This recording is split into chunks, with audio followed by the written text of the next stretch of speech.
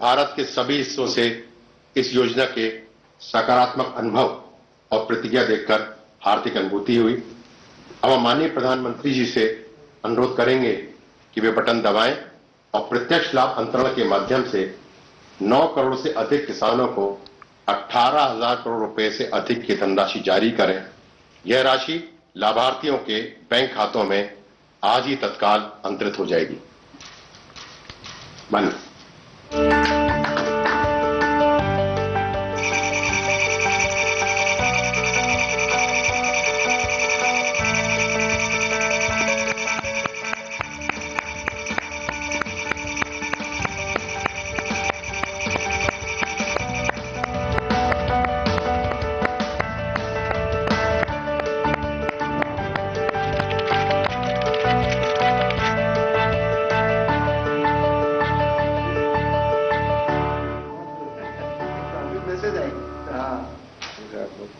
अपने फोन में message. Sir, आपका बहुत बहुत धन्यवाद। अब माननीय प्रधानमंत्री जी से है ना, वरना हमारे में देश के विभिन्न भागों के किसानों के साथ इस विभाग की योजनाओं के तहत उनके अनुभव के बारे में परस्पर बातचीत करने के लिए आमंत्रित करना चाहते हैं।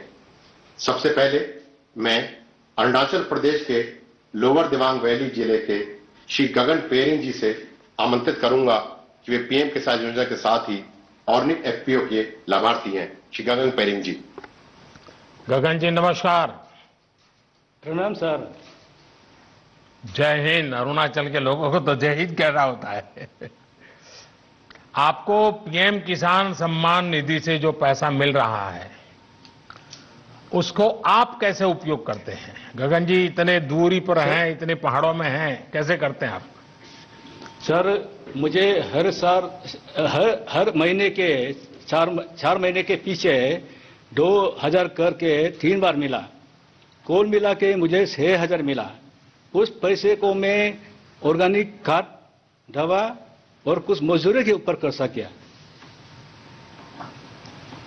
और फिर किस प्रकार से इसको आगे बढ़ाया? क्योंकि ऑर्गेनिक फार्मिंग किया तो कुछ तो करना पड़ा होगा आपको।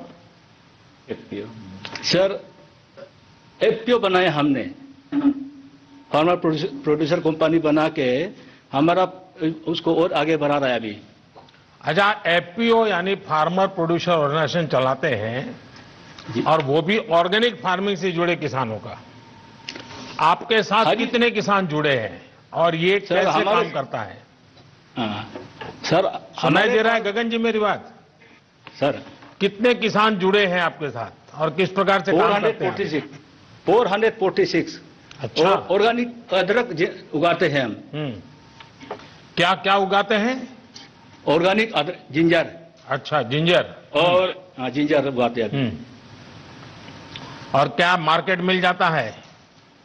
मार्केट फिलहाल तो सर अभी अपना इंडिया के अंदर में हमने बेंगलोर में पिछला बार बेचा, उसके बाद दिल्ली में। अच्छा, मतलब आप एक प्रकार से छोटे किसानों को प्राइवेट कंपनी के साथ जोड़ते भी हैं।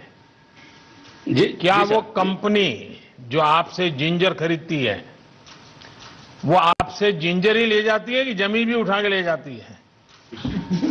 सर हाल ही में हमने प्रवर्तक फूड कंपनी से एग्रीमेंट किया है, लेकिन वो हमारा जितना प्रोडक्ट है उसका फिनिशिंग प्रोडक्ट को ले जाने का एग्रीमेंट किया है, जमीन को नहीं। जमीन अपना है, अपना ही रहेगा। आप अरुणाचल के इतने कोने में बैठे हैं, आपको विश्वास है कि आपकी जमीन सुरक्षित है, लेकिन कुछ लोग ऐसा भ्रम फैला रहे हैं कि आपकी फसल का कोई कॉन्ट्रैक्ट करेगा, एग्रीमेंट करेगा तो जमीन भी चली जाएगी। अब इतना झूठ बोल रहे हैं। अच्छा हुआ गगन जी आपने अपना अनुभव शेयर किया, मैं आपका बहुत आभारी हूं। और आपने इतने सारे किसानों को जोड़ा है, ये भी बहुत प्रसन्नता का विषय है। मैं धन्यवाद करता हूं आपका। धन्यवाद गगन जी। अब मैं उड़ीसा के नौपाड़ा जिले के नवीन ठाकुर जी को आमंत्रित करूंगा, जो पीएम किसान योजना के साथ साथ किसान क्रेडिट कार्ड योजना के भी लाभार्थी हैं। श्री ठाकुर जी। नवीन जी, जय जगन्नाथ। माननीय प्रधानमंत्री जी, मेरा नमस्कार। बताइए। किस प्रकार के योजना का आपको लाभ हुआ, क्या कहना चाहेंगे आप?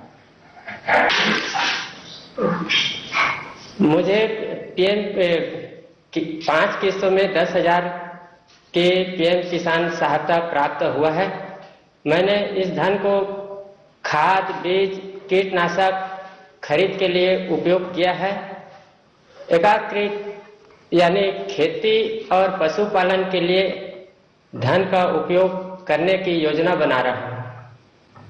अच्छा, भारत सरकार एक किसान क्रेडिट कार्ड देती है, वो आपको मालूम है क्या? जी, आपको किसान क्रेडिट कार्ड मिला है? मिला है सर। अच्छा, तो उसका क्या करता है? मुझे 12 मार्च 2019 को क्रेडिट कार्ड मिला है। मैंने 4% के ब्याज दर से बैंक से 27,000 का ऋण लिया है। पहले तो 20% के ब्याज दर से साहूकार से कर्जा लेना पड़ता था। अब 4% के हिसाब ब्याज दर से मेरे को ऋण मिल रहा है और मैं इस धन को बीज, खाद, कीटनाशक के लिए केसीसी का उपयोग किया है। केसीसी और पीएम किसान की योजना के लाभ से मेरे जीवन स्तर में सुधार हुआ है। इसीलिए आपको प्रधानमंत्री जी मेरा नमस्कार। नवीन जी, आपके पास कितनी जमीन है और आपको ये जो किसान क्रेडिट कार्ड केसीसी की सुविधा जो आपको मिली है, तो अब आप ये खर्च कहां से करते हैं? पहले क्या करते थे? पहले कैसा करते थे? मेरे पास 1 एकड़ 40 डिसमिल जमीन है। अच्छा, इतना छोटी जमीन है? छोटी जमीन है। हाँ, उसमें धान का फसल उगा रहा हूँ। मुझे अन्य फसल करने के भी शौक है। तो कुछ शुरू किया है? अभी तो कुछ किया नहीं हूँ, लेकिन शौक तो है। नहीं, करना चाहिए। अच्छा विचार आपको आया है, क्योंकि हमने इस प्रकार से हिम्मत के साथ नई चीजें करना चाहिए। देखिए नवीन जी, अटल जी की सरकार ने किसानों को बैंकों से सस्ते ऋण की ये योजना शुरू की थी जी। और आज उनका जन्मदिन है। अब इसको आप जैसे उड़ीसा में दूर सुदूर बैठे किसानों तक ये मिशन मोड पर काम करने के कारण पहुंचा है। और जैसा आपने कहा, ब्याज में राहत हो गई है, आपको किसी बहुत बड़े ब्याज से पैसा नहीं लेना पड़ रहा है। अब आप नई नई फसल की तरफ जाना चाहते हैं। यही सारी बातें हैं जो छोटे छोटे किसानों को मदद हो, इसलिए सरकार काम कर रही है। और मेरा आपसे आग्रह होगा, आप भी छोटे छोटे किसानों को समझाइए कि ये केसीसी कार्ड नहीं मिला है तो प्राप्त कर लें, केसीसी कार्ड का उपयोग करते बैंकों से पैसे लें, ज्यादा ब्याज से पैसे न लें, अपने बच्चों के लिए ज्यादा खर्चा करें, अपने खेती के लिए ज्यादा खर्चा करें। ये जरूर सबको बताइए। करेंगे नवीन जी? जी सर। पक्का करेंगे? जी पक्का करूंगा सर। चलिए, जय जगन्नाथ आपको। नमस्कार सर। धन्यवाद। अब मैं हरियाणा के फतेहाबाद जिले के श्री हरि सिंह जी को आमंत्रित करूंगा, जो पीएम किसान योजना के साथ क्रॉप डाइवर्सिफिकेशन योजना के लाभार्थी हैं। हरि सिंह जी नमस्ते। नमस्कार, नमन प्रणाम सर। नमस्कार साहब, बताइए हरि किशन जी। मैं हरि सिंह बिश्नोई, पुत्र श्री फकीरचंद, निवासी नाढोड़ी, जिला फतेहाबाद, हरियाणा का निवासी हूं। हम 4 भाई 40 एकड़ में संयुक्त खेती करते हैं। मेरे परिवार में हम 15 सदस्य, कुल 15 सदस्य हैं और 35 वर्ष से खेती कर रहा हूं मैं। तो पिताजी के पास तो काफी जमीन होगी, अब सब भाइयों में बढ़ गई होगी, अब क्या स्थिति है? नहीं, सभी इकट्ठे रह रहे हैं जी, एक संयुक्त खेती करते हैं जी। अच्छा, यानी आपने ये बहुत अच्छा रास्ता निकाला। नहीं तो ज्यादातर परिवारों में क्या हो रहा है कि एक पीढ़ी से दूसरी पीढ़ी, दूसरी तीसरी बात आते जमीन के टुकड़े इतने छोटे हो जाते हैं कि किसान के लिए बहुत मुश्किल हो जाता है। नहीं जी, हम तो इकट्ठे तो रह अब रहे हैं चारों। आप सब मिलकर के एक परिवार पूरी तरह और इतने सालों से आप खेती में हैं, जरा देश के किसानों को बताइए क्या नया कर रहे हैं आप, कैसे कर रहे हैं, मुझे भी समझाइए। मैं पहले तो धान की खेती करता था जी, उसके बाद अब बागवानी की तरफ रुझान है। अब पहले 2 एकड़ में बाग लगाया था, फिर 2 एकड़ में फिर लगाया, अब करके मेरे पास 10 एकड़ में बाग है जी। बागवानी की खेती की तरफ रुझान है मेरा। बागवानी में क्या क्या करते हैं आप? 3 एकड़ में नींबू की खेती कर रखी है, 7 एकड़ में अमरूद लगा रखा है जी। और आपका सारा सामान दिल्ली में बिक जाता है? नहीं जी, हम लोकल मंडियों में बेच देते हैं, यहाँ नजदीक छोटी छोटी मंडियों में बिक्री हो जाता है। अच्छा, यानी ये जो एपीएमसी उसके बाहर भी बेचते थे? हाँ जी। और वो उसको आपको पूरा पैसा मिलता है? पूरा पैसा मिलता है जी। पहले से ज्यादा अच्छा मिलता है? अच्छा मिलता है जी। अभी एमएसपी पे धान बेचा। चलिए, मैं पहले तो आपको और आपके सभी भाइयों को बधाई देता हूं, क्योंकि वरना एक ही प्रकार की खेती करते करते इतना पानी हम बर्बाद कर दिए, इतनी जमीन बर्बाद कर दी। लेकिन आपने थोड़ा, भले 3 एकड़ से शुरू किया है, लेकिन मुझे विश्वास है कि नई नई चीजें करके आप बहुत अच्छी तरह योगदान करेंगे। और जमीन को अलग अलग फसलों से जोड़ने से आपकी जमीन की ताकत भी बढ़ेगी, आपको अनुभव आया होगा। तो मैं आपको बहुत बहुत बधाई देता हूं और आपके पूरे परिवार को मेरी तरफ से बहुत शुभकामनाएं। धन्यवाद जी। धन्यवाद। अब मैं महाराष्ट्र के लातूर जिले के श्री गणेश राजेंद्र भोसले जी को आमंत्रित करूंगा। वे पीएम किसान योजना के साथ साथ ही प्रधानमंत्री फसल बीमा योजना के भी लाभार्थी हैं। श्री भोसले जी। गणेश जी नमस्ते। राम राम सर जी। राम राम। गणेश जी बताइए, आपके पास कितनी जमीन है? मेरा नाम गणेश राजेंद्र भोसले है। मैं महाराष्ट्र के लातूर जिले के औसा तालुका के मातुला गांव का रहवासी हूं। अभी मेरे पास 3 हेक्टेयर जमीन है, जिस पर मैं सोयाबीन और तूर की फसल का उपयोग करता हूं। पहले क्या करते थे गणेश जी? पहले यही खेती में काम था, सोयाबीन, तूर, चना। और खेती के सिवाय भी कुछ करते होंगे कि सिर्फ खेती करते हैं? नहीं, खेती के सिवाय सर जी मेरे पास 9 गाय है और 13 भैंस है, जिसका मैं दूध निकाल कर खेती में उसका पैसा लगाता हूं। अच्छा, यानी पशुपालन भी अच्छी तरह करते हैं आप? हाँ सर जी। अच्छा, मुझे बताइए गणेश जी, सच बताना। हाँ सर। खेती में ज्यादा कमाई होती है कि पशुपालन में? खेती में भी होती है और उससे खेती के अलावा पशुपालन से मेरे को दूध मिलता है और उस दूध को मैं बेचकर मेरा परिवार और मेरे खेती में भी उसका राशि का चयन होता है सर जी। अच्छा, फसल बीमा योजना का कोई लाभ कभी लिए हैं आपने? फसल बीमा योजना से जुड़े हैं आप? हाँ सर जी, मैं बहुत सालों से फसल बीमा योजना से जुड़ा हूँ। कल मौसम में 2019 के मौसम में मैंने प्रधानमंत्री पीक फसल योजना बीमा में मैंने लाभ लिया है। कितना लाभ मिला, कितने पैसे मिले आपको? मैंने 2019 को प्रधानमंत्री फसल योजना में 2580 रुपए का प्रीमियम किया था, लेकिन पिछले साल बहुत बड़ी बारिश की वजह से सोयाबीन फसल का बहुत नुकसान हो गया और उसके कारण मुझे 54,000 रुपए का राशि मिला है। यानी इंश्योरेंस कंपनी 2,500 रुपया दिया था और 54,000 रुपया मिला? 2580 रुपए का प्रीमियम किया था मैंने। अच्छा, यानी 2,500 रुपया? हाँ सर। हाँ, और आपको मिला 54,000? 54,315 रुपए का मुझे राशि मिला सर। तो ये सब गांव वालों को मालूम है? सब किसानों को मालूम है सर। तब अब सारे किसानों का तो मन करता है कि फसल बीमा लेंगे। हाँ सर, सभी किसान भाई मेरे साथ आप प्रधानमंत्री पीक फसल योजना से जुड़े हुए। देखिए, मुझे बहुत खुशी हुई कि आपने, और ये बहुत अच्छी स्कीम है। हाँ, उससे हर किसान को फायदा हो रहा है सर जी। चलिए गणेश जी, मुझे अच्छा लगा, आपने सारी योजनाओं का लाभ लिया है। मैं आपका अभिनंदन करता हूं। हो,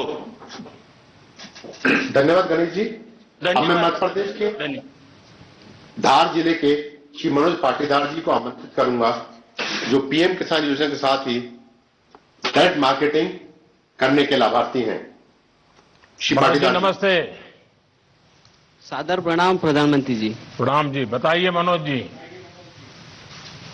सर, मेरा नाम मनोज पाटीदार, पिता रामेश्वर जी पाटीदार, ग्राम चिखलिया, धार जिला, मध्य प्रदेश से मैं बात कर रहा हूं सर। मेरे परिवार में हम 6 सदस्य हैं। मेरे माता पिता, मैं, मेरी पत्नी, मेरी एक बेटी और एक बेटा है। यहाँ सब आपसे रूबरू होने आए हैं सर यहाँ। अरे वाह। और मैंने कक्षा 10वीं तक पढ़ाई की है और बाकी की पढ़ाई मैंने परम पूजनीय पांडुरंग शास्त्री आठवले जी द्वारा निर्मित जो तत्व ज्ञान विद्यापीठ, उनका जो गुरुकुल है, बाकी की पढ़ाई मैंने वहां की है। तो कहाँ, अहमदाबाद वाले तत्व ज्ञान में पढ़ते थे कहीं और? जी सर, अहमदाबाद भी गया था और मुंबई भी 1 वर्ष के लिए गया था। अच्छा। और मेरे संयुक्त परिवार की सब होके 6 हेक्टेयर जमीन है, जिसमें मैं रबी में गेहूं, चना, मटर, लहसुन और प्याज की खेती करता हूं और खरीफ में सोयाबीन और मक्का की खेती करता हूं सर। क्या अनुभव है, बताइए, क्या लाभ हो रहा है? सरकार की किस योजना का लाभ रहे हैं आप? सर, मुझे किसान सम्मान निधि 5 बार की मिली है और 5 बार मिली और 10,000 टोटल रुपए मुझे प्राप्त हुए, जिसका मैंने अपनी दवाई, खाद, बीज, जहां जैसी जरूरत लगी वहां वैसा मैंने उसका उपयोग कर लिया। ट्रैक्टर भाड़ा जरूरत पड़ी तो वहां भी दे दिया।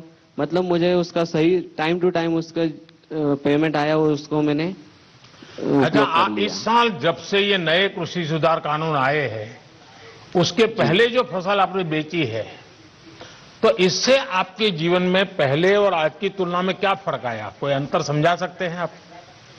बिल्कुल बिल्कुल सर। पहले ये जो नया कृषि कानून जो आया है, इसकी वजह से आज एक हमें नया विकल्प मिल गया है। पहले हमारे पास एक ही द्वार था, वो था मंडी का, लेकिन अभी हम किसी निजी व्यापारी या किसी अन्य संस्थान को हमारा माल हम बेच सकते हैं। इस साल मैंने खरीफ की जो फसल है सोयाबीन, मैंने सोया चौपाल आईटीसी कंपनी को 41 रुपए क्विंटल से टोटल 85 क्विंटल सोयाबीन मैंने बेचा। वहां मुझे उसकी खासियत ये लगी चौपाल की कि वहां पे एक दिन पहले ही हमें दर प्राप्त हो जाती है और हमारे सामने बड़ा कांटा होता है, उसे हमारे सामने चेक भी करवाया जाता है और सेम डे हमें पेमेंट मिल जाता है। और वहां की दूसरी भी अच्छी खासियत है कि हमारा जो माल है हमारे सामने उसका परीक्षण किया जाता है कि भाई इसमें इतनी दागी है, इतनी मिट्टी है, इतना मॉइस्चर है, और वो हमें डिटेल में सब बता देते हैं कि भाई इतना इतना है, आपको चाहे तो ये रेट है आपका, आप चाहो तो बेचो या आपकी इच्छा। तो नए कृषि कानून से मुझे ये जो एक और द्वार मिला है हमारा माल बेचने का, ये बहुत अच्छा लगा। आपको संतोष है? जी सर। आपके इलाके के और भी किसान फायदा उठाते हैं? बहुत किसान उठाते हैं सर। अच्छा, फिर कुछ नेता जो अपना राजनीतिक एजेंडा चलाने के लिए अपनी राजनीतिक विचारधारा किसानों के नाम पर थोपने में लगे हुए हैं और वो कह रहे हैं कि इससे तो किसानों को बड़ा नुकसान होगा। आप तो खुद किसान हैं और आप कह रहे हैं फायदा होगा, तो कहीं ऐसा तो नहीं है प्राइवेट वाले दाम इधर उधर करके मिट्टी है, टिकना है, फलाना है और आपके पैसे काट लेते हैं? ऐसा तो नहीं होता है ना सर? अगर ऐसा वो बता देंगे तो हम हमारा माल देंगे ही नहीं, और दूसरी बात वो हमें हमारा पूरा परीक्षण हमारे सामने करके देते हैं। मतलब अलग से किधर लेके नहीं जाते हैं, हमारे सामने हमको बताते हैं कि ये इसमें इतना मिट्टी है तो इतना पेमेंट इसका कटेगा या नहीं कटेगा, या तो वो हमें सलाह दे देते हैं कि आप भाई इसको ग्रेडिंग करके ले आओ, मॉइस्चर हो तो सूखा कर ले आओ। यानी आपको पूरी तरह विश्वास है कि इस नई व्यवस्था से किसान को सचमुच में लाभ होगा? हाँ, हमें बिल्कुल विश्वास है सर। चलिए मनोज जी, मैं बहुत आभारी हूं आपका। पूरे परिवार के लोग यहाँ आए हैं, मैं उन सबको भी प्रणाम करता हूं। और आपने सर, मुझे एक निवेदन है सर। जी जी बताइए। सर, हमारे कृषि में हमें अभी जंगली जानवर हमें बहुत परेशान हो रहे हैं, जिनको घोड़ा रोज बोलते हैं। हाँ, ये बात सही है आपकी। तो हमारे किसान लोग बहुत परेशान हैं। मुझे आज एक जगह मिल गई है कि डायरेक्ट मैं आपसे ये बात कर सकूं। ये बात सही है। कई जगह पे ये, जब मैं गुजरात में मुख्यमंत्री था तब भी ये समस्या मेरे सामने आती थी। लेकिन इस देश में अभी जो ये किसान आंदोलन के नाम से बैठे हुए हैं, उन्हीं की विचारधारा के उस दूसरे लोग एनवायरमेंट के नाम पर आंदोलन चला करके अगर किसी किसान ने किसी पशु को मार दिया तो उसको जेल भिजवा देते हैं, यही लोग। यानी वो उधर एक आंदोलन चलाना, इधर दूसरा आंदोलन चलाना, क्योंकि उनकी राजनीतिक विचारधारा से करते हैं। और इसके कारण, लेकिन ये बात सही है कि इसका समाधान हम सबको मिलकर निकालना होगा। और हिंदुस्तान के कई कोने में ये इस प्रकार की समस्या है। लेकिन मनोज जी, मैं आपका आभारी हूं, आपने इस बात का मेरे ध्यान पर आकर्षित किया। धन्यवाद जी। धन्यवाद जी। धन्यवाद। अब मैं तमिलनाडु के कृष्णगिरी जिले के श्री एम सुब्रमणी को आमंत्रित करूंगा, जो पीएम किसान योजना के साथ ही सूक्ष्म सिंचाई योजना के भी लाभार्थी हैं। श्री सुब्रमणी जी। वणक्कम। வணக்கம், பிரதமர் வணக்கம். बोलिए. உங்களை பத்தி சொல்லுங்க, உங்க இதை பத்தி, குடும்பத்தை பத்தி சொல்லுங்க, உங்களுக்கு எவ்வளவு ஜமீன் நிலம் இருக்குது அதை பத்தி சொல்லுங்க. வணக்கம் பிரதமருக்கு. என் பேர் சுப்பிரமணி, கிருஷ்ணகிரி மாவட்டம். என் குடும்பத்தில் 4 பேர் இருக்கிறோம். எங்களுக்கு 4 ஏக்கர் நிலம் இருக்குது. விவசாயம் செஞ்சுன்னு வர்றோம். தக்காளி 2 ஏக்கரை போட்டு இருக்கோம். பட்டன் ரோஸ் 1 ஏக்கரை போட்டு இருக்கிறோம். मेरा नाम सुब्रमण्य है. मेरा परिवार में 4 सदस्य हैं. वो 4 सदस्य मिलकर हम खेती करते हैं. मेरा पत्नी, मैं और मेरा 2 लड़का हैं. और जो है वो मेरे पास 4 एकड़ जमीन है. उसमें से अभी जो टमाटर और जो गुलाब के फूल का पौधा जो मैं बताऊं. आप इतना बढ़िया हिंदी कैसे बोलते हैं? साहब, मैं भोजपुरी सैनिक हूं साहब. अच्छा, फौज में थे? फौज में था साहब. अच्छा, वाह. तो आपने और भी फसल आप कर रहे हैं, और पानी की स्थिति क्या है? क्योंकि चेन्नई वगैरह में तो पानी की बड़ी दिक्कत है, तो गांव में और दिक्कत कैसी होती होगी? தண்ணி ரொம்ப கம்மியா கிடைக்குது, எப்படி நீங்க விவசாயம் பண்றீங்க அப்படின்னு கேட்கறாரு. தண்ணி கம்மியா கிடைக்கிறதுக்கு நான் சொட்டு நீர் பாசனம் மூலியமா, தோட்டக்கலைத்துறை மூலியமா சொட்டு நீர் பாய்ச்சிட்டு வர்றேன். அவங்க சொல்லணும் 33,000 சொல்லணும். 1,33,000 ரூபாய்க்கு 100% மானியம் மூலியமா எங்களுக்கு இலவசமா 3 ஏக்கருக்கு சொட்டு நீர் பாசன வசதி செஞ்சு கொடுத்துறாங்க. அதனால 1 ஏக்கரா நிலம் வடிகால் மூலமா பாய்ச்சணும் இருந்தேன். இப்போ 3 ஏக்கராவும் விவசாயம் செய்கிறேன். அதனால எனக்கு 100% மூலியம் லாபமாகவும் 40,000 ரூபாய் வருமானம் வச்சு போன வருஷம். இந்த வருஷம் சொட்டு நீர் தோட்டக்கலை மூலியமா வழங்குறதுனால எனக்கு 1,40,000 ரூபாய் வருமானம் இருக்குது. இதுல 40,000 போக மீது 1 லட்சம் மீதம் இருக்குது. साहब जी, मुझे पहले जो बहुत पानी के यहाँ का कमती वजह से 4 एकड़ जमीन होने के बावजूद भी मुझे 1 ही एकड़ का जो जमीन का पानी का जो पूरा होता था. अभी जो ये ड्रिप इरिगेशन करके, ये जो ड्रिप इरिगेशन के बारे में जो हॉर्टिकल्चर का जो अधिकारी लोग मुझे सलाह देने की वजह से, सलाह के साथ साथ इन्होंने 1,33,000 की जो है, इन्होंने जो 100% जो मान्यता दिया है, मान्यता सब्सिडी दिया है. सब्सिडी देने के बाद और उन्होंने साथ साथ मुझे ड्रिप का लगा कर भी दिया था. अभी लगाने की वजह से मुझे पहले 1 एकड़ का जो है वो पानी मिलता था, पूरा होता था. आजकल 3 एकड़ का जमीन को मेरा पानी पूरा हो जाता है. उसका वजह से मुझे पिछले जो इसमें जो ड्रिप इरिगेशन का पहले मैं 40,000 ही कमाता था 1 एकड़ के जमीन की वजह से. अभी जो है 3 एकड़ के जमीन होने की वजह से मुझे 1,40,000 का जो है वो धन मिलता है. अभी उसमें मुझे पहले ड्रिप इरिगेशन के पहले मुझे 40,000 मिलता था. अभी जो 1 लाख मुझे फालतू लाभ मिलता है, इसमें मैं बहुत खुश हूं.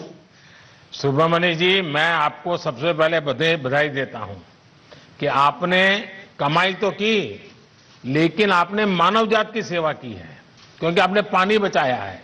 और सरकार की ये जो ड्रिप इरिगेशन, माइक्रो इरिगेशन की योजना है, जो पूरे देश में बहुत बड़ा अभियान चल रहा है, उसका आपने फायदा उठाया और इस फायदे के कारण आपका 1 लाख रुपया आय भी बढ़ी, पानी भी बचा, आय भी बढ़ी और आपकी जमीन का उपयोग भी हुआ। और इसलिए ये आपने ये लंबी सोच के साथ ये विचार किया, इसके लिए आप बहुत अभिनंदन के अधिकारी हैं। लेकिन मैं आपसे आग्रह करूंगा, आप इतने जागरूक किसान हैं, और किसानों को भी समझाइए कि पानी ज्यादा जरूरत नहीं होती है।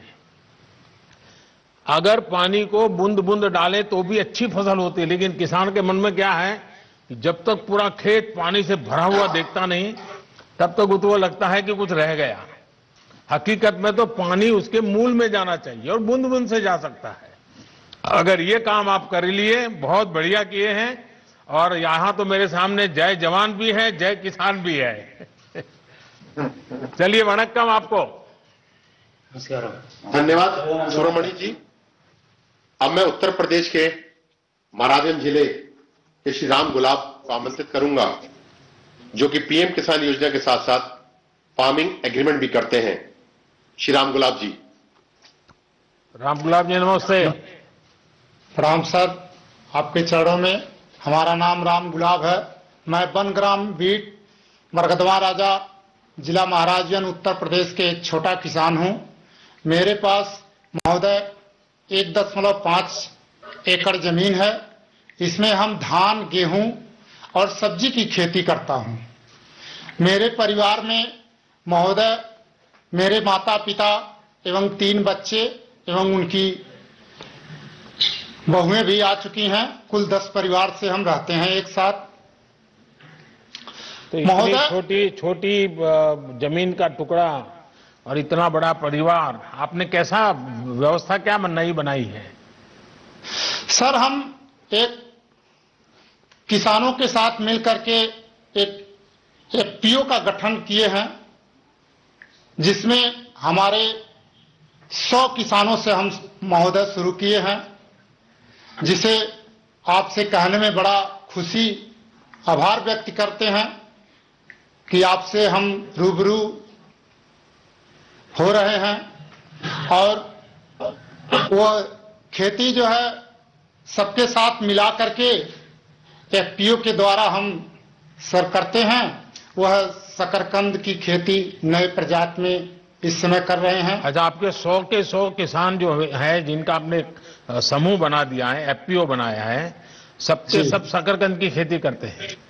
नहीं सर, अभी इन साल नया फसल ये आई है।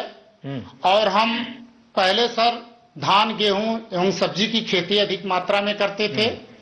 इस समय लगभग 10 टन देने के लिए एग्रीमेंट अहमदाबाद कंपनी से महोदय हम इस समय किए हैं। जिला महाराजगंज सभागार में, कलेक्ट्रेट सभागार में, और उसमें कृषि विभाग एवं नाबार्ड और महोदय एक एनजीओ महाराजगंज के मुख्यधार हैं विनोद कुमार तिवारी सर, इनके माध्यम से हम। तो ये आपके साथ जो 100 किसान जुड़े हैं, उसमें बड़े किसान हैं कि छोटे किसान हैं? सर, उसमें सब छोटे छोटे किसान हैं और सब बनटानिया के ही किसान हैं। महाराजगंज में महोदय 18 बनटानिया किसान, 18 बनग्राम हैं, जिनमें से पहले 100 किसान से हम जुड़ करके इस समय महोदय 300 से ऊपर किसान इसमें जुड़ चुके हैं। अरे वाह! तो ये अहमदाबाद की कंपनी आपसे माल खरीद रही है, आपको पूरे पैसे दे रही है? सर, उनसे एग्रीमेंट हुआ है। हम पहले 10 से 15 रुपए किलो हम उसको बेच देते थे लोकल मार्केट में, और उनसे हमसे 25 रुपया का एग्रीमेंट हुआ है और वो हमारे घर से लेके जाएंगे। अरे वाह! इसमें हमें किसी प्रकार का भाड़ा नहीं देना है, ना ही कोई बिचौलिया का है। तो आपको ये नए कृषि सुधार के कारण सबसे बड़ा लाभ होगा, ऐसा आपको लगता है? जी। और ये जमीन तो नहीं चली जाएगी ना? नहीं सर, इससे तो हम देख रहे हैं जमीन नहीं जाएगी, केवल हमारे फसल के नहीं, ये उत्पाद का ही एग्रीमेंट झूठ हुआ है। फैलाया जा रहा है जी। आप जैसे लोग जब बोलते हैं तब विश्वास लोगों का बढ़ता है कि भाई इसे जमीन नहीं जाती है, हमारे फसल बिकती है, और फसल पहले बर्बाद होती थी, अब बिकती है।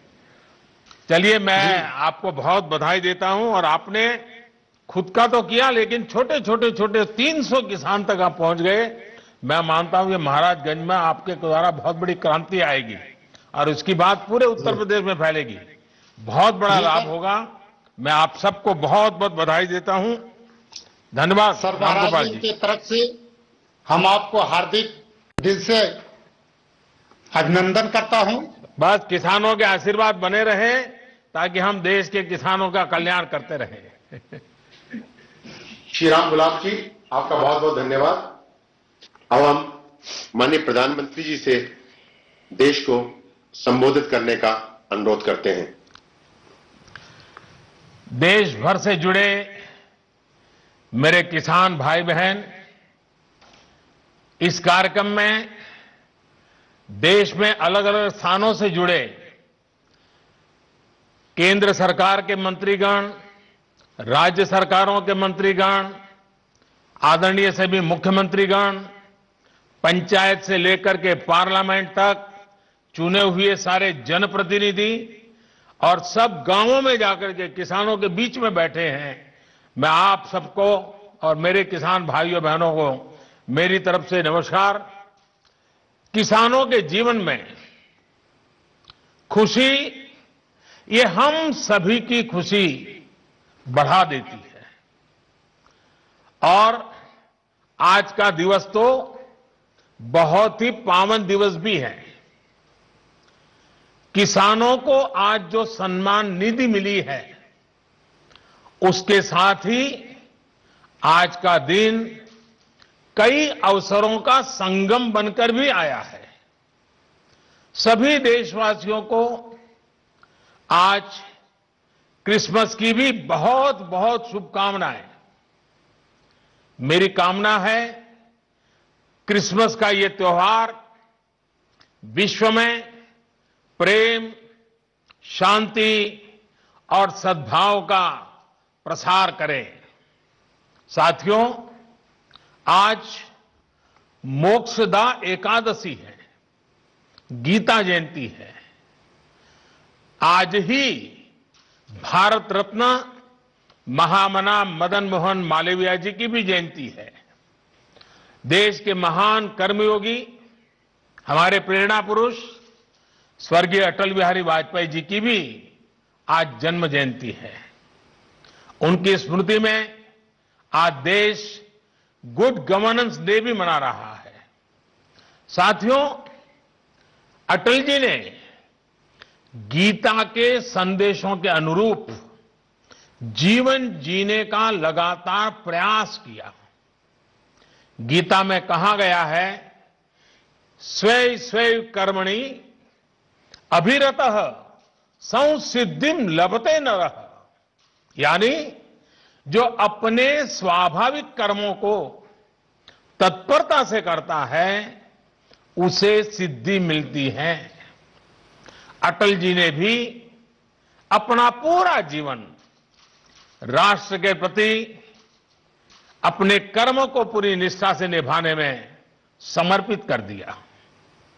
सुशासन को, गुड गवर्नेंस को अटल जी ने भारत के राजनीति और सामाजिक विमर्श का हिस्सा बनाया।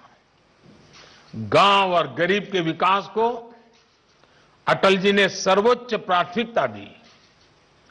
प्रधानमंत्री ग्राम सड़क योजना हो या फिर स्वर्णिम चतुर्भुज योजना हो, अंत्योदय अन्न योजना हो या फिर सर्व शिक्षा अभियान हो, राष्ट्र जीवन में सार्थक बदलाव लाने वाले अनेक कदम अटल जी ने उठाए। आज पूरा देश उनको स्मरण कर रहा है, अटल जी को नमन कर रहा है। आज जिन कृषि सुधारों को देश ने जमीन पर उतारा है, उनके सूत्रधार भी एक प्रकार से अटल बिहारी वाजपेयी भी थे।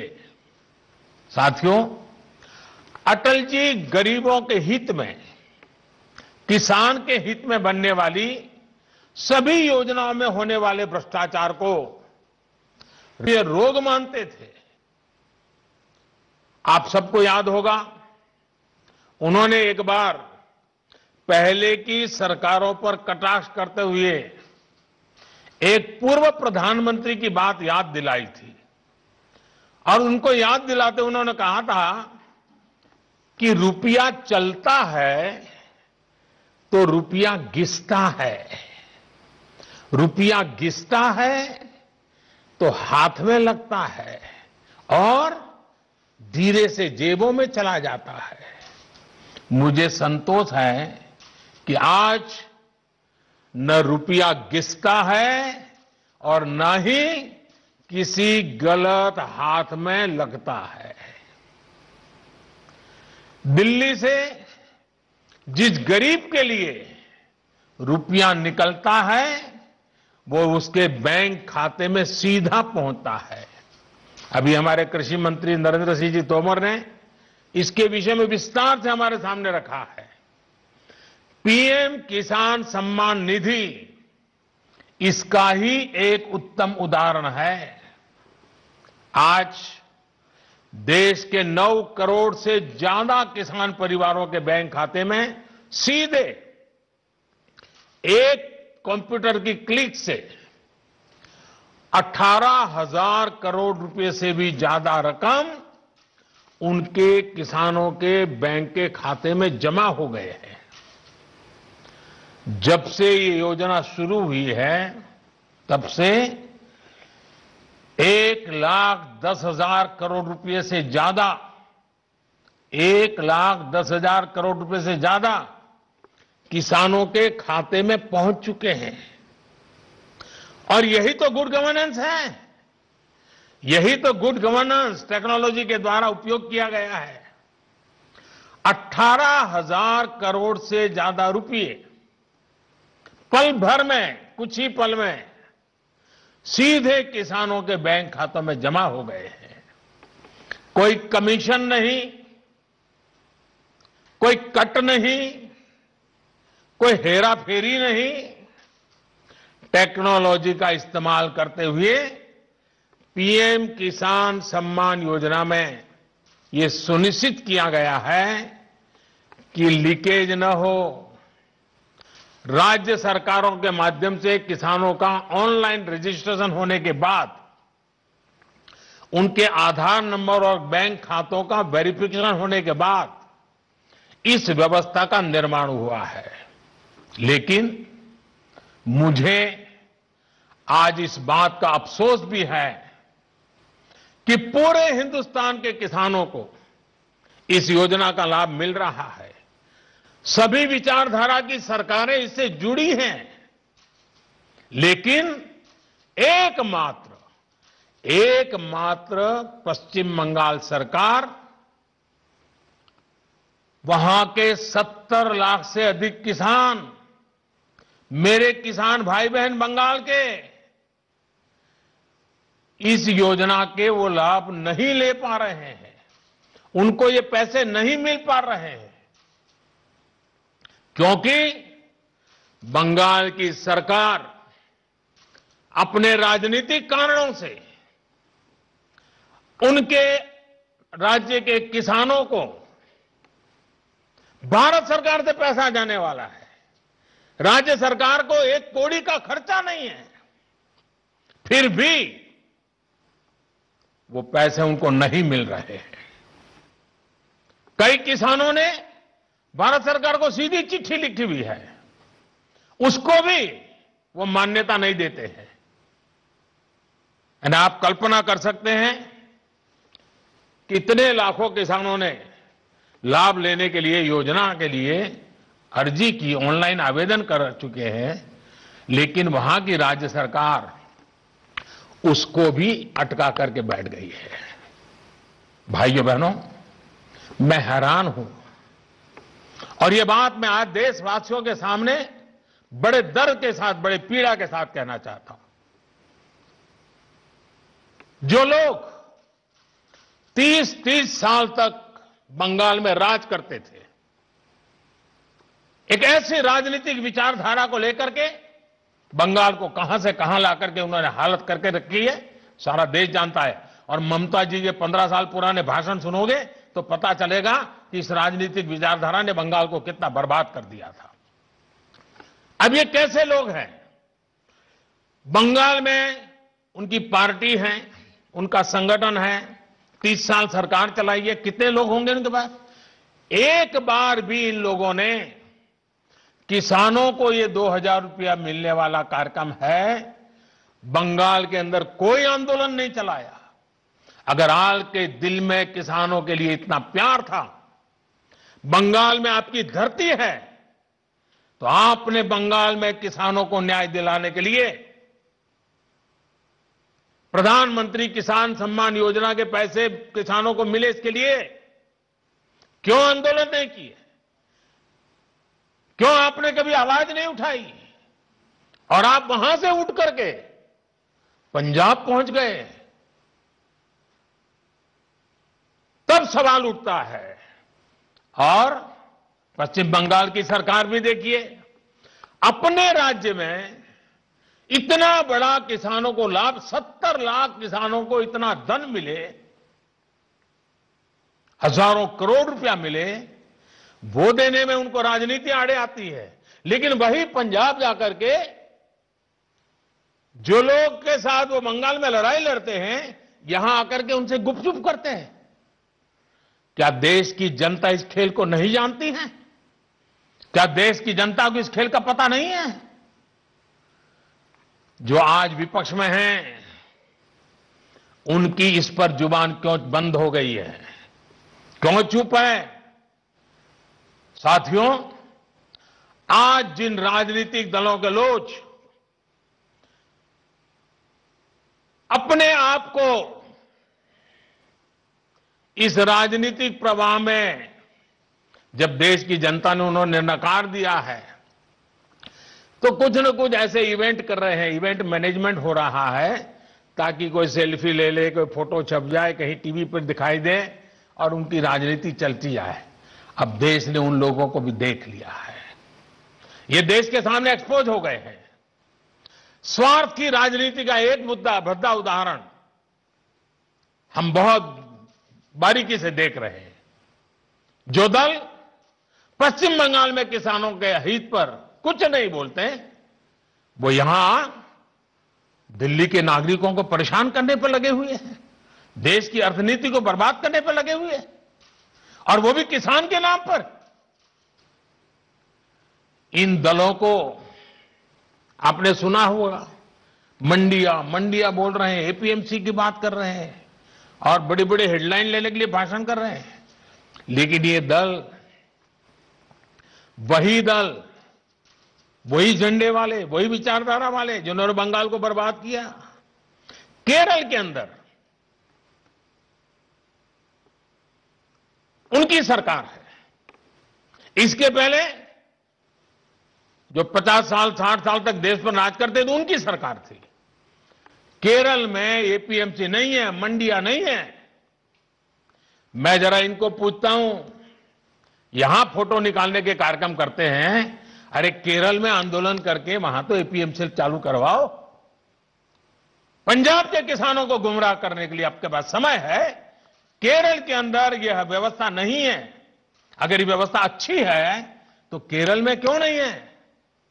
क्यों आप दोगली नीति लेकर के चल रहे हो? ये किस तरह की राजनीति कर रहे हैं जिसमें कोई तर्क नहीं, कोई तथ्य नहीं है? सिर्फ झूठे आरोप लगाओ, सिर्फ अफवाहें फैलाओ, हमारे किसानों को डरा दो, और भले भोले किसान कभी कभी आपकी बातों में गुमराह हो जाते हैं। भाइयों बहनों, ये लोग लोकतंत्र के किसी पैमाने को, किसी पैरामीटर को मानने को तैयार नहीं है। इन्हें सिर्फ अपना लाभ, अपना स्वार्थ नजर आ रहा है। और मैं जितनी बातें बता रहा हूं किसानों के लिए नहीं बोल रहा हूं। किसानों के नाम पर अपने झंडे लेकर के जो खेल खेल रहे हैं, अब उनको ये सच सुनना पड़ेगा। और हर बात को किसानों को गाली दी, किसानों को अपमानित किया, ऐसे कर करके बच नहीं सकते हो आप लोग। ये लोग अखबारों और मीडिया में जगह बनाकर राजनीतिक मैदान में खुद के जिंदा रहने की जड़ी बूटी खोज रहे हैं, लेकिन देश का किसान उनको पहचान गया है। अब देश का किसान उनको ये जड़ी बूटी कभी देने वाला नहीं है। कोई भी राजनीति, लोकतंत्र में राजनीति करने का उनको हक है, हमें इसका विरोध नहीं है, लेकिन निर्दोष किसानों की जिंदगी के साथ न खेलें, उनके भविष्य के साथ खिलवाड़ न करें, उन्हें गुमराह न करें, भ्रमित न करें। साथियों, ये वही लोग हैं जो बरसों तक सत्ता में रहे। इनकी नीतियों की वजह से देश की कृषि और किसान का उतना विकास नहीं हो पाया जितना उसमें सामर्थ्य था। पहले की सरकारों की नीतियों की वजह से सबसे ज्यादा बर्बाद वो किसान हुआ जिसके पास न तो ज्यादा जमीन थी, न ज्यादा संसाधन।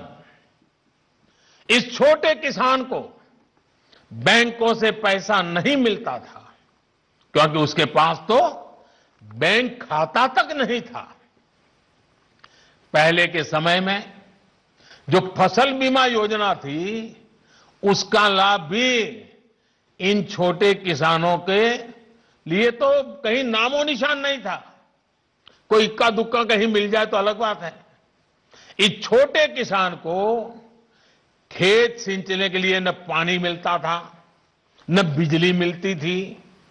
वो हमारा बेचारा गरीब किसान अपना खून पसीना लगाकर वो खेतों में जो पैदा भी करता था, उसे बेचने में भी उसकी हालत खराब हो जाती थी। इस छोटे किसान की सुध लेने वाला कोई नहीं था। और आज मैं देशवासियों को फिर याद दिलाना चाहता हूं, देश में इन किसानों की संख्या छोटी नहीं है। जिनके साथ यह अन्याय किया गया है ना, ये संख्या 80% से ज्यादा किसान इस देश में हैं, करीब करीब 10 करोड़ से भी ज्यादा, जो इतने वर्षों तक सत्ता में रहे। उन्होंने इन किसानों को अपने हाल पर छोड़ दिया था। चुनाव होते रहे, सरकारें बनती रही, रिपोर्ट आती रही, आयोग बनते रहे, वादे करो भुला दो, करो भुला दो, यही सब हुआ। लेकिन किसान की स्थिति नहीं बदली। नतीजा क्या हुआ? गरीब किसान और गरीब होता गया। क्या देश में इस स्थिति को बदलना आवश्यक नहीं था? मेरे किसान भाई और बहनों, 2014 में सरकार बनने के बाद हमारी सरकार ने नई अप्रोच के साथ काम करना शुरू किया। हमने देश के किसान की छोटी छोटी दिक्कतों और कृषि के आधुनिकीकरण, उसे भविष्य की जरूरतों के लिए तैयार करने, दोनों पर एक साथ ध्यान दिया। हम बहुत सुनते थे कि उस देश में खेती इतनी आधुनिक है, वहां का किसान इतना समृद्ध है। कभी इजराइल का उदाहरण सुनते रहते थे। हमने दुनिया भर में कृषि क्षेत्र में क्या क्रांति आई है, क्या बदलाव आए हैं, क्या नए इनिशिएटिव आए हैं, क्या अर्थव्यवस्था के साथ कैसे जोड़ा है, सारी चीजों का गहन अध्ययन किया। इसके बाद हमने अपने अलग अलग लक्ष्य बनाए और सभी पर एक साथ काम शुरू किया। हमने लक्ष्य बनाकर काम किया कि देश के किसानों का खेती पर होने वाला खर्च, इनपुट कॉस्ट, ये कम हो, उसका खर्चा कम हो। सॉइल हेल्थ कार्ड, यूरिया की नीम कोटिंग, लाखों की संख्या में सोलर पंप, ये सारी योजनाएं उनका इनपुट कॉस्ट कम करने के लिए एक के बाद एक उठाई। हमारी सरकार ने प्रयास किया कि किसान के पास एक बेहतर फसल बीमा कवच हो। आज देश के करोड़ों किसानों को पीएम फसल बीमा योजना का लाभ हो रहा है। और मेरे प्यारे किसान भाइयों बहनों, अभी जब मैं किसान भाइयों से बात कर रहा था तो मुझे हमारे महाराष्ट्र लातूर के गणेश जी ने बताया कि 2,500 रुपया उन्होंने दिया और 14 रुपया करीब करीब मिला। मामूली प्रीमियम के बदले किसानों को पिछले साल में 87,000 करोड़ रुपए क्लेम राशि मिली है। 87 यानी करीब करीब 90,000 करोड़ मामूली प्रीमियम दिया किसानों ने। मुसीबत के समय ये फसल बीमा उनको काम आया।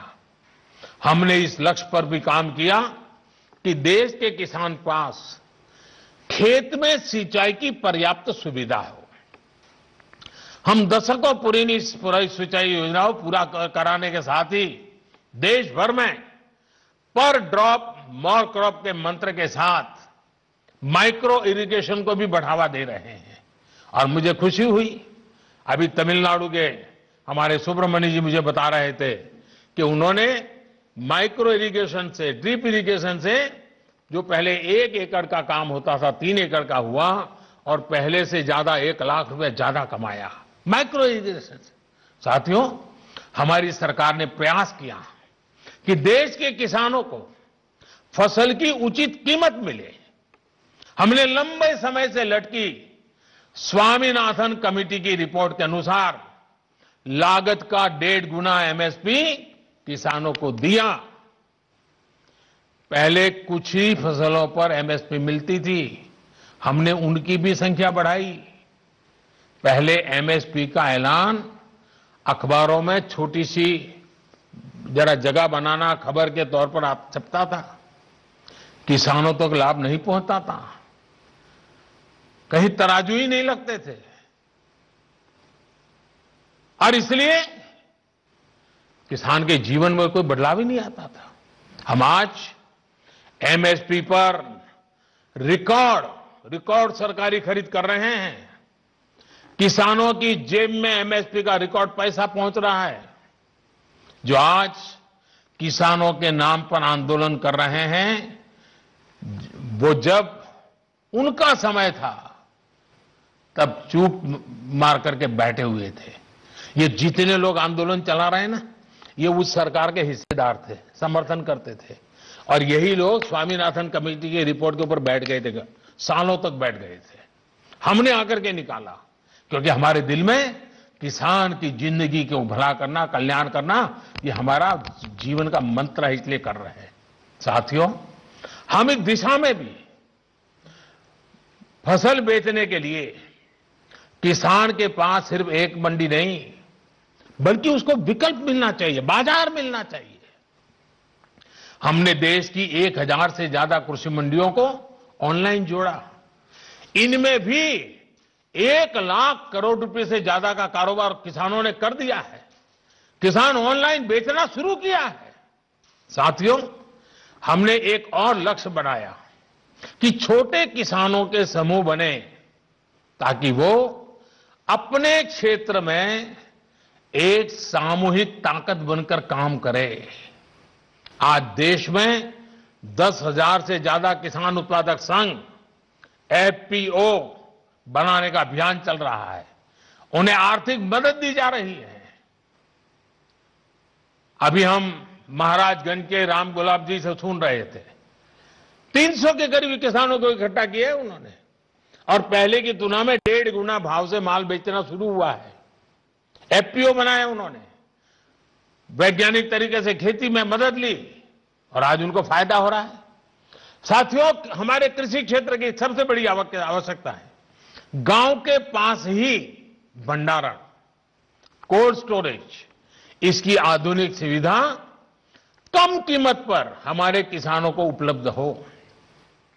हमारी सरकार ने इसे भी प्राथमिकता दी।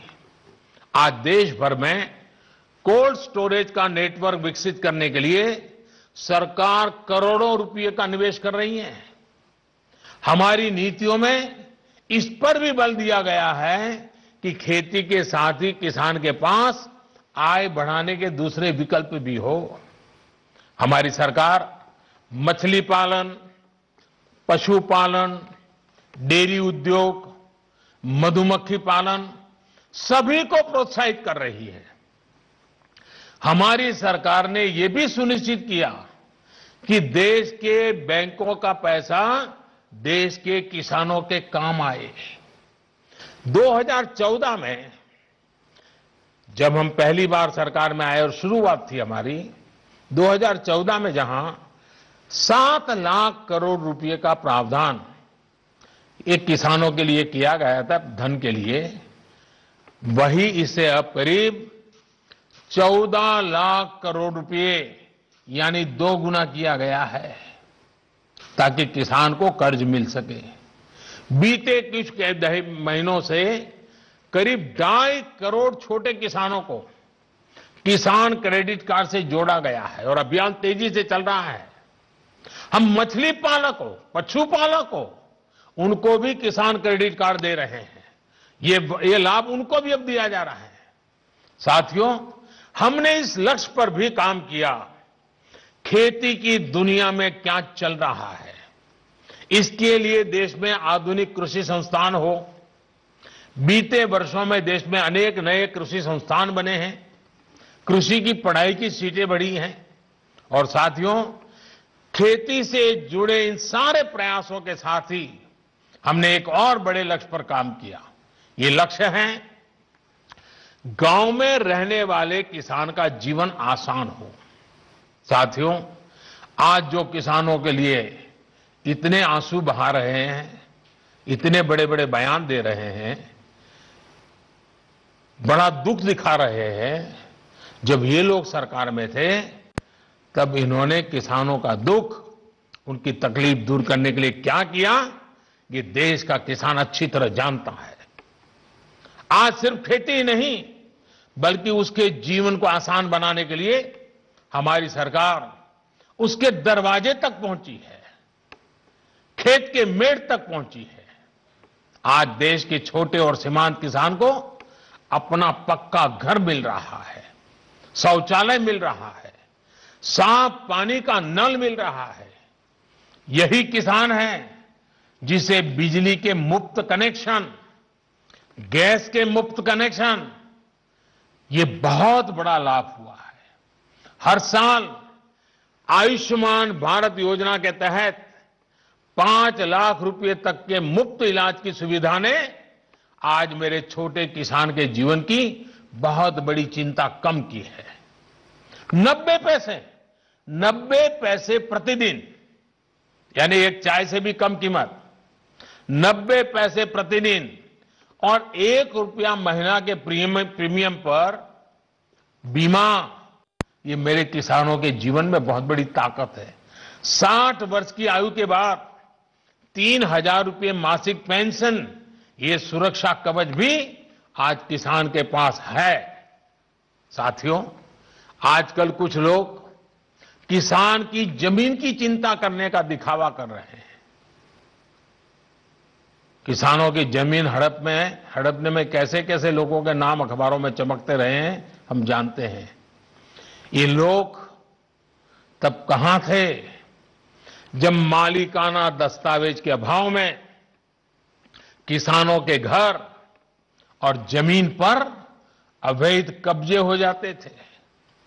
गांव के छोटे और सीमांत किसानों को, खेत मजदूरों को इस अधिकार से इतने सालों तक वंचित किसने रखा? इसका जवाब इन लोगों के पास नहीं है। गांव में रहने वाले हमारे भाई बहनों के लिए ये काम आज हो रहा है। अब गांव में किसानों को उनके मकान का, जमीन का नक्शा और कानूनी दस्तावेज दिया जा रहा है। टेक्नोलॉजी की मदद से स्वामित्व योजना के बाद अब गांव के किसान को भी जमीन और घर के नाम पर बैंक से कर्ज मिलना आसान हुआ है। साथियों, बदलते समय के साथ अपनी अप्रोच का विस्तार करना भी उतना ही जरूरी है। हमें 21वीं सदी में भारत की इस कृषि को आधुनिक बनाना ही होगा और इसी का बीड़ा देश के करोड़ों किसानों ने भी उठाया है और सरकार भी उनके साथ कंधे से कंधा मिला करके आगे बढ़ने के लिए कृत संकल्प है।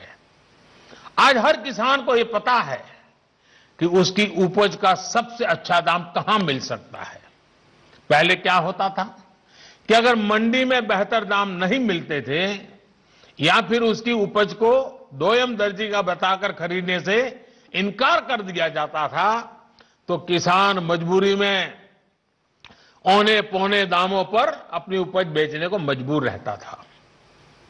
इन कृषि सुधारों के जरिए हमने किसानों को बेहतर विकल्प दिए हैं।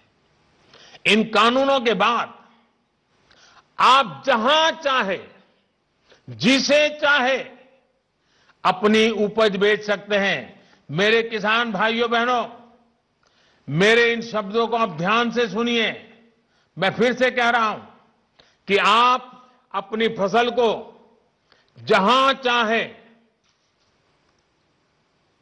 आप निर्णय करके बेच सकते हैं।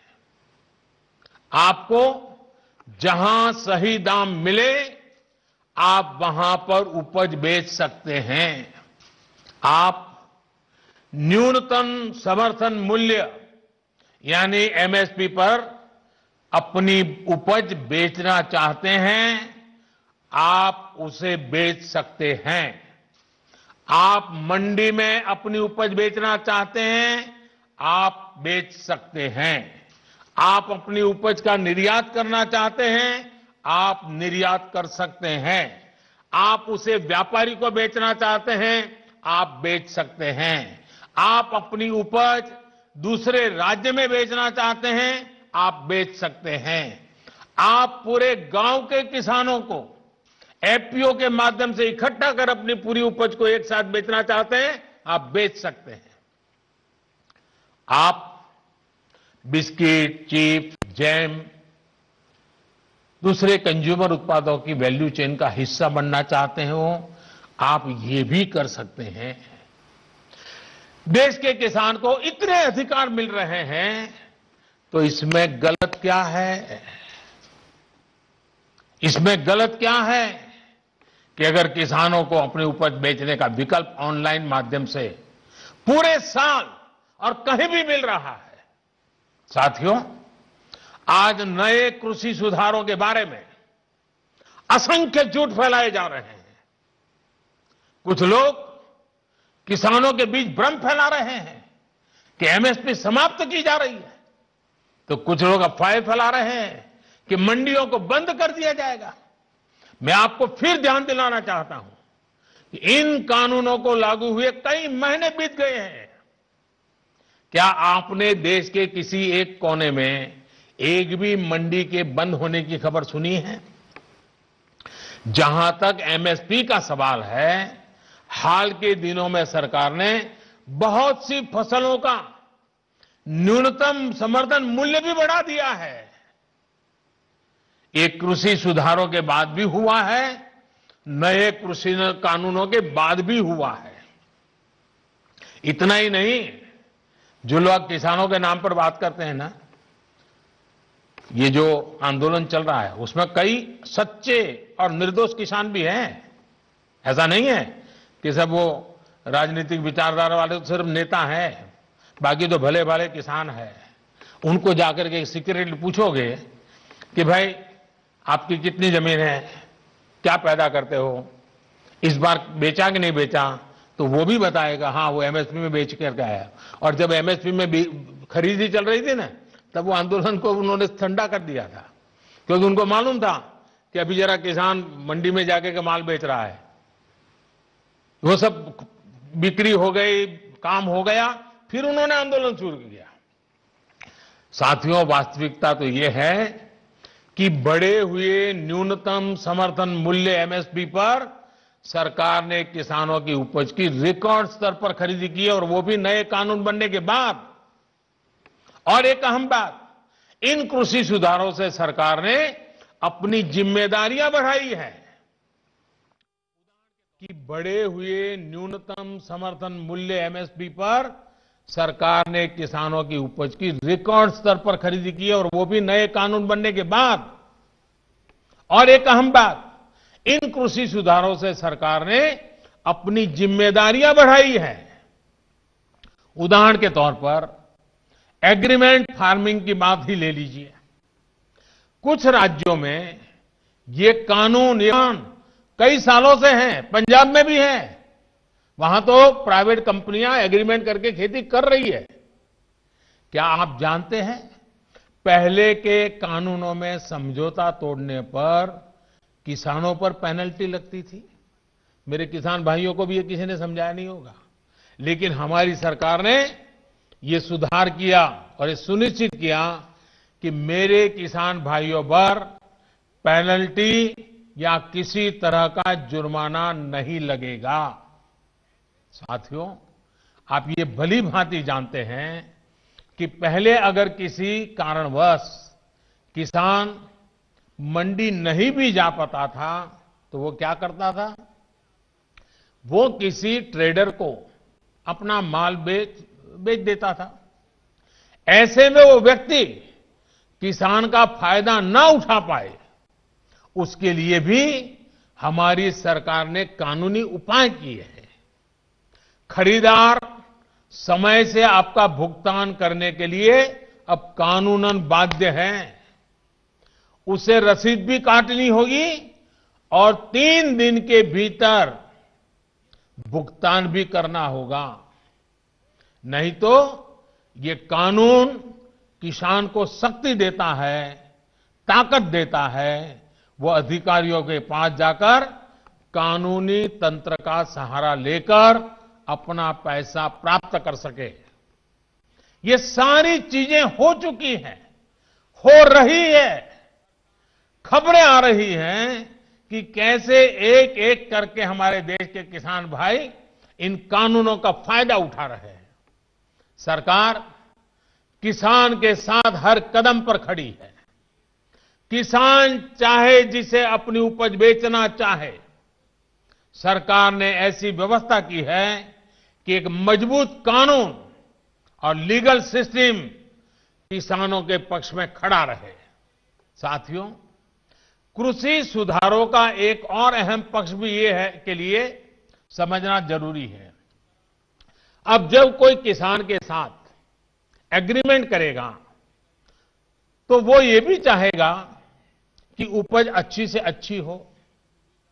इसके लिए एग्रीमेंट करने वाला किसानों को अच्छे बीज, आधुनिक तकनीक, अत्याधुनिक उपकरण, विशेषज्ञता ये हासिल करने में मदद करेगा ही करेगा, क्योंकि उसको तो उसे रोजी रोटी उसमें है।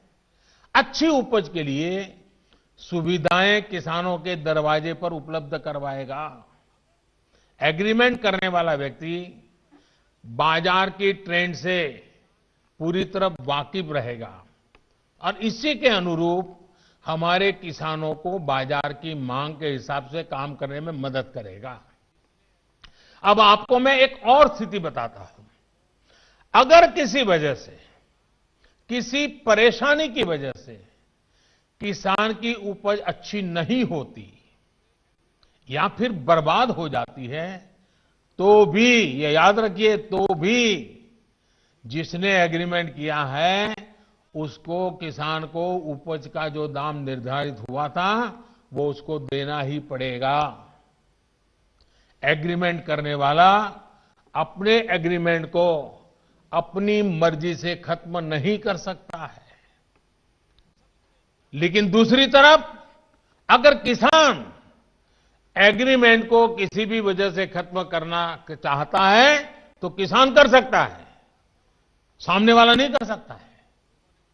क्या ये स्थिति किसानों के लिए फायदेमंद है कि नहीं है? सबसे ज्यादा एश्योरेंस किसान को है कि नहीं है? किसान को फायदा होने वाली गारंटी इसमें है कि नहीं है?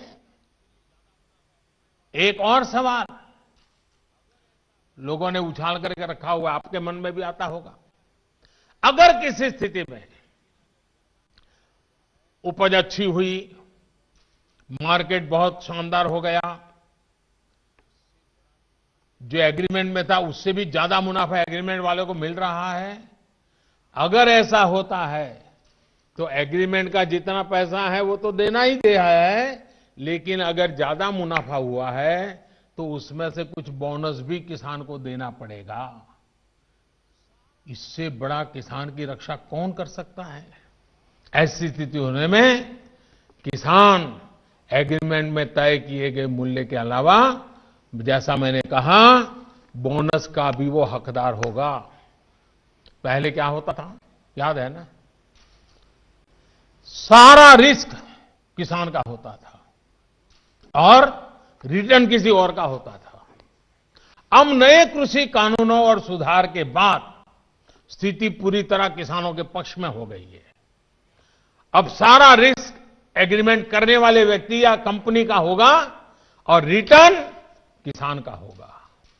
साथियों, देश के कई भागों में एग्रीमेंट फार्मिंग को पहले भी परखा गया है, उसे कसौटी पर कसा गया है। क्या आपको पता है कि दुनिया में आज सबसे ज्यादा दुग्ध उत्पादन, मिल्क प्रोडक्शन करने वाला देश कौन सा है? ये देश कोई और नहीं, हमारा हिंदुस्तान है। हमारे पशुपालक, हमारे किसान की मेहनत है।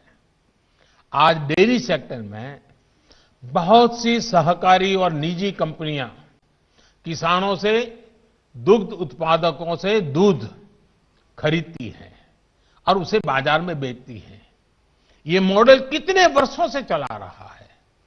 क्या आपने कभी सुना कि किसी एक कंपनी या सहकारी संस्था ने बाजार पर अपना कब्जा जमा लिया, अपना एकाधिकार कर लिया? क्या आप उन किसानों और उन दुग्ध उत्पादकों की सफलता से परिचित नहीं है जिन्हें डेयरी सेक्टर के इस काम से लाभ हुआ है?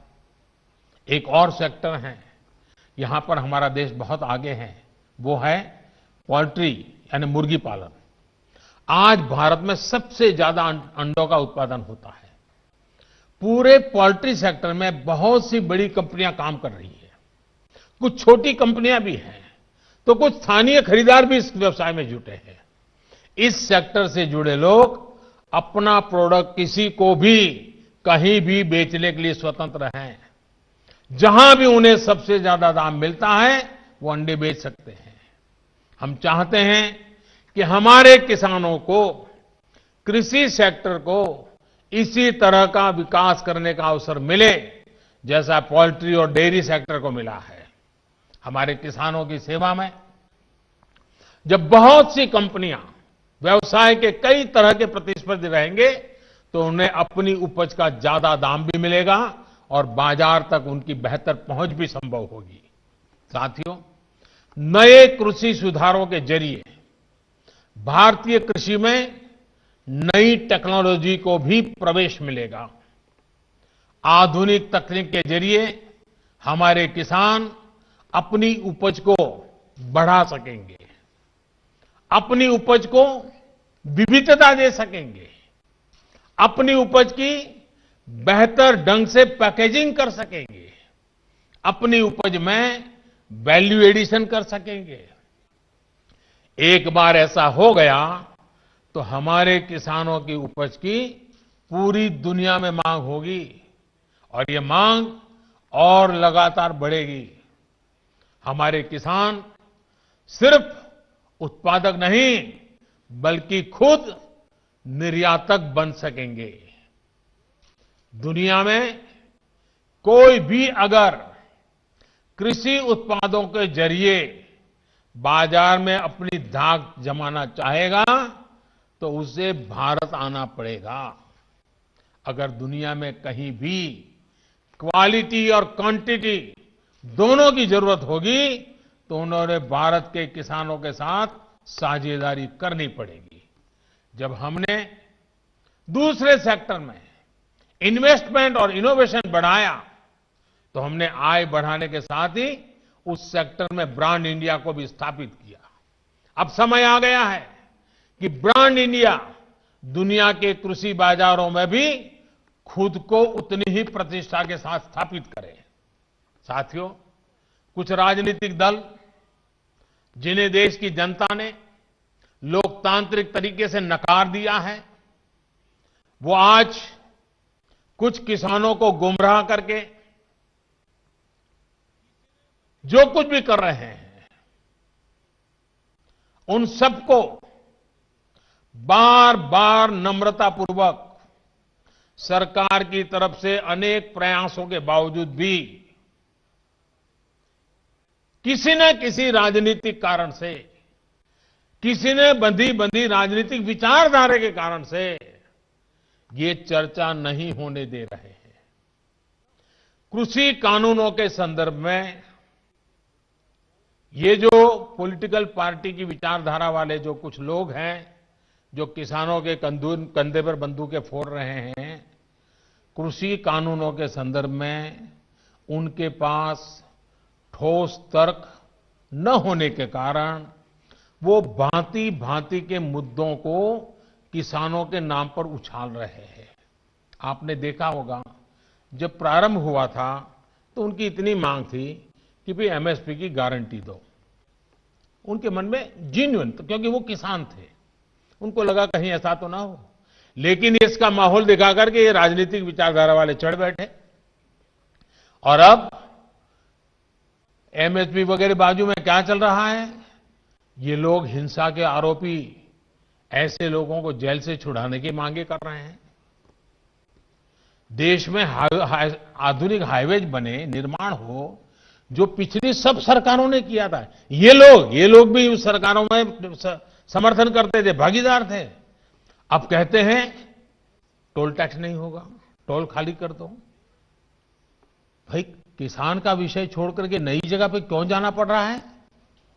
जो नीतियां पहले के समय से चली आ रही है, अब ये किसान आंदोलन की आड़ में उनका भी विरोध कर रहे हैं, टोल नाकों का विरोध कर रहे हैं।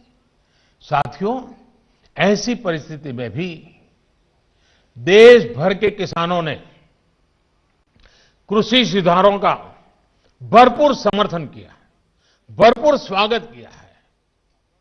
मैं सभी किसानों का आभार व्यक्त करता हूं। मैं सर झुका करके उनको प्रणाम करता हूं कि देश को आगे ले जाने के लिए देश के कोटि कोटि किसान आज इस निर्णय के साथ, हिम्मत के साथ खड़े हुए हैं। और मैं मेरे किसान भाइयों बहनों को भरोसा दिलाता हूं कि आपके विश्वास पर हम कोई आंच नहीं आने देंगे। पिछले दिनों अनेक राज्य, और ये बात समझनी होगी, अनेक राज्य, चाहे असम हो या इधर राजस्थान हो, जम्मू कश्मीर हो, ऐसे कई जगह पे पंचायतों के चुनाव हुए। इनमें प्रमुखतया ग्रामीण क्षेत्र के लोगों को ही वोट देना होता है, एक प्रकार से किसान को ही वोट देना होता है। इतना गुमराह करने वाला का खेल चलता था, इतना बड़ा आंदोलन का नाम दिया जा रहा था, हो हल्ला किया जाता था, लेकिन इसी के अगल बगल में जहां जहां चुनाव हुए हैं, उन गांवों के किसानों ने ये आंदोलन चलाने वाले जो इतने लोग थे उनको नकार दिया है, पराजित कर दिया है। ये भी एक प्रकार से उन्होंने बैलेट बॉक्स के द्वारा ये नए कानूनों को खुला समर्थन किया है। साथियों, तर्क और तथ्य के आधार पर, हर कसौटी पर हमारे ये निर्णय कसे जा सकते हैं। उसमें कोई कमी है तो उसको इंगित करना चाहिए, लोकतंत्र है। हमें सब प्रकार का भगवान ने ज्ञान दिया ऐसा दावा हमारा नहीं है, लेकिन बात तो हो।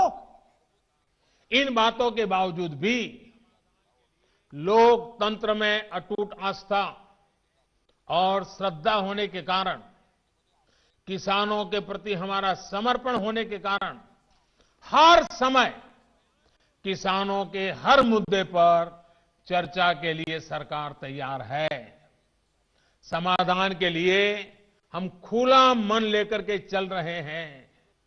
कई दल ऐसे भी हैं जो इन्हीं कृषि सुधारकारों के पक्ष में रहे हैं। उनके लिखित बयान भी हमने देखे हैं। वो आज अपनी कही बात से ही मुकर गए हैं, उनकी भाषा बदल गई है। वो राजनीतिक नेता जो किसानों को भ्रमित करने में जुटे हुए हैं, जिनकी लोकतंत्र में रत्ती भर भी श्रद्धा नहीं है, वो विश्वास ही नहीं करते डेमोक्रेसी में। दुनिया के कई देशों में उनका परिचय है लोगों को। ऐसे लोगों के जो भी उन्होंने कहा है पिछले दिनों, जिस प्रकार के अनलगढ़ आरोप लगाए हैं, जिस भाषा का प्रयोग किया है, पता नहीं कैसी कैसी इच्छाएं व्यक्त की है, मैं बोल भी नहीं सकता हूं। ये सब करने के बावजूद भी, उन सब चीजों को सहन करने के बाद भी,